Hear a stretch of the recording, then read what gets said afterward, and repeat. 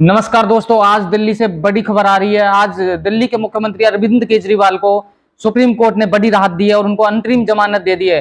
हम आपको बता दें दोस्तों, 21 मार्च 2024 को दिल्ली के मुख्यमंत्री अरविंद केजरीवाल को ईडी ने दिल्ली के कथित शराब घोटाले में उनको गिरफ्तार कर लिया था और वहां से उनको जेल भेज दिया था। दोस्तों, हम आपको बता दें कि इससे पहले दिल्ली की राउस एवेन्यू जो अदालत है उसकी जस्टिस न्याय बिंदु ने उनको बेल दे दी थी कुछ दिन पहले ही। दोस्तों, हम आपको बता दें, और इस वक्त की आज की सबसे बड़ी खबर है, आज शुक्रवार 12 जुलाई 2024 को दिल्ली के मुख्यमंत्री अरविंद केजरीवाल को अंतरिम जमानत मिल चुकी है। सुप्रीम कोर्ट ने आज दिल्ली के मुख्यमंत्री अरविंद केजरीवाल को अंतरिम जमानत दे दी है। दोस्तों, ये आम आदमी पार्टी और के लिए बहुत बड़ी खुशखबरी है और आम आदमी पार्टी के जितने भी प्रोग्राम थे सारे रद्द कर दिए हैं। दोस्तों, हम आपको बताना चाहेंगे, दिल्ली के कथित शराब घोटाले में 21 मार्च 2024 को गिरफ्तार किया था। राउस एवेन्यू जो अदालत है उसकी जस्टिस न्याय बिंदु ने कुछ दिन पहले ही बेल दे दी थी, लेकिन उसके बाद सीबीआई ने अरविंद केजरीवाल को गिरफ्तार कर लिया था और यह मामला सुप्रीम कोर्ट में चला गया था। दोस्तों, और आज सुप्रीम कोर्ट ने दिल्ली के मुख्यमंत्री अरविंद केजरीवाल पर फैसला सुनाया है। उनको दिल्ली के कथित शराब घोटाले में आज अंतरिम जमानत मिल चुकी है। दोस्तों, और अभी दिल्ली से आम आदमी पार्टी के नेता कॉन्फ्रेंस कर रहे हैं, सुनिए दोस्तों। आज देश के सबसे उच्चतम न्यायालय, देश के सुप्रीम कोर्ट ने अरविंद केजरीवाल जी को जमानत दी।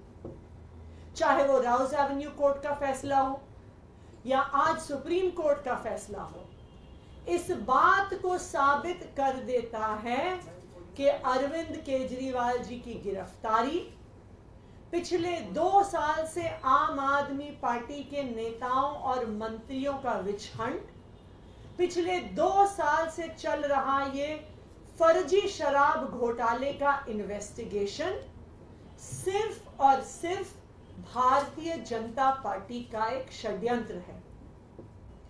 भारतीय जनता पार्टी आम आदमी पार्टी का, दिल्ली सरकार का, दिल्ली के लोगों का काम रोकने के लिए साजिश रच रही है और इसीलिए उन्होंने दिल्ली के चुने हुए मुख्यमंत्री को एक फर्जी केस में बिना किसी सबूत के जेल में डाल दिया। राउस एवेन्यू कोर्ट ने जब अरविंद केजरीवाल जी को जमानत दी थी तो बहुत स्पष्ट तौर पर कहा, और एक बार नहीं बार बार कहा, कि इन्फोर्समेंट डायरेक्टोरेट के पास अरविंद केजरीवाल जी के खिलाफ कोई सबूत नहीं है। उन्होंने ये भी कहा कि ईडी इस केस में एक बायस के साथ एक्ट कर रही है। ये कोर्ट के शब्द हैं, ये हमारे शब्द नहीं हैं। आज राउस एवेन्यू कोर्ट के उस फैसले पर सुप्रीम कोर्ट ने भी मोहर लगा दी और अरविंद केजरीवाल जी को ईडी के मुकदमे में जमानत दे दी। लेकिन भारतीय जनता पार्टी को यह पता था, उनको पता था कि राउस एवेन्यू कोर्ट से जमानत मिल गई है, उनको पता था कि सुप्रीम कोर्ट से भी जमानत मिल जाएगी। इसीलिए उन्होंने एक और षड्यंत्र रचा और सुप्रीम कोर्ट में जिस दिन अरविंद केजरीवाल जी की जमानत का केस आना था, उससे पिछले दिन अपने एक और राजनीतिक हथियार सीबीआई से अरविंद केजरीवाल जी को गिरफ्तार करवा लिया। क्यों किया गिरफ्तार सीबीआई से? सिर्फ और सिर्फ इसलिए गिरफ्तार करवाया कि अगर ईडी के केस में जमानत मिल गई तो अरविंद केजरीवाल जी बाहर आकर 10 गुना स्पीड से दिल्ली के लोगों का काम करने लग जाएंगे और भारतीय जनता पार्टी का षड्यंत्र रुकता नहीं है। इसलिए सीबीआई के केस में अरेस्ट किया। मैं आज भारतीय जनता पार्टी को यह कहना चाहती हूं कि इस देश के एक के बाद एक हर न्यायालय ने आपके षड्यंत्र का पर्दाफाश किया। एक के बाद एक न्यायालय ने कहा है कि अरविंद केजरीवाल जी के खिलाफ सबूत नहीं है और आज एक के बाद एक हर न्यायालय अरविंद केजरीवाल जी को जमानत दे रहा है।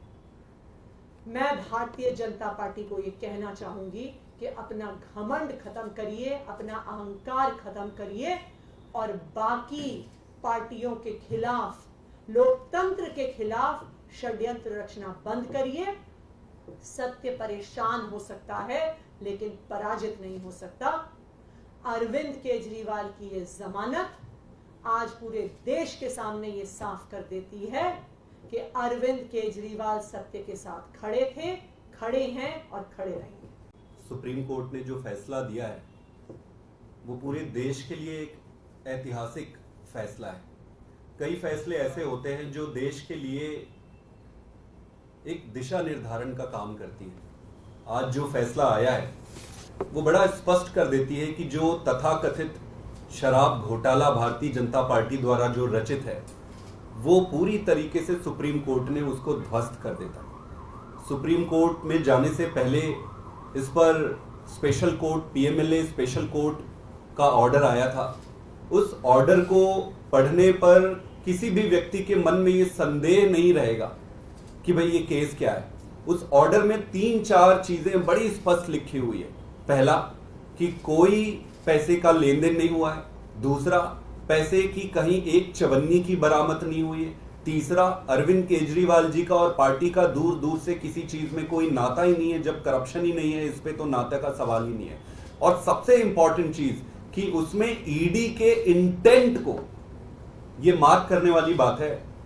कोर्ट के ऑर्डर में ईडी के इंटेंट पे बड़ा क्वेश्चन मार्क लगा है कि ईडी जो है बड़े एक मैलिफाइड इंटेंट के साथ काम कर रही है। ये बहुत बड़ी बात है। जब कोई एक एजेंसी अपने खोटे नियत के साथ किसी पक्ष के साथ व्यवहार करती है तो वो बहुत गंभीर विषय हो जाता है।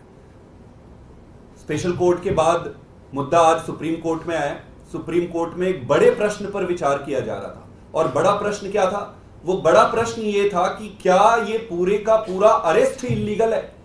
तो कोर्ट ने अपने तरीके से अध्ययन करके इसको बड़े बेंच के पास भेजा है।